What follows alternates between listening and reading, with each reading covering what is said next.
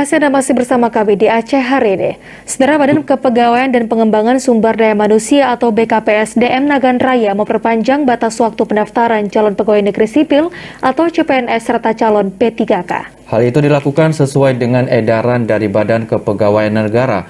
Diharapkan bagi para pelamar agar segera mendaftarkan diri sebagai peserta CPNS. Hingga saat ini pendaftar calon pegawai negeri sipil atau CPNS di Nagan Raya sudah mencapai 3.160 pendaftar dan 2.749 orang telah mengunggah berkas pelamar. Sementara untuk pegawai pemerintah dengan perjanjian kerja atau P3K sebanyak 717 orang dan 707 diantaranya telah melampirkan berkas pendaftaran. Sebelumnya pendaftaran CPNS dimulai pada 30 Juni lalu dan ditutup pada 21 Juli. Namun untuk memberikan peluang bagi para pelamar, pendaftaran CPNS dan P3K kembali diperpanjang hingga 26 Juli mendatang. Menurut Kepala BKPSDM Nagan Raya Bambang Setiabakti, perpanjangan pendaftaran CPNS sesuai dengan edaran dari BKN. Menurutnya minat pendaftar CPNS di kabupaten itu cukup tinggi.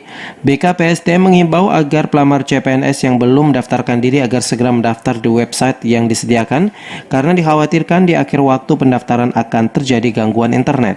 Yang semula 21 Juli diperpanjang sampai dengan 26 Juli. Itu alasannya kenapa, Bang? Itu sesuai dengan surat BKN. Sesuai dengan surat BKN tanggal 19 Juli.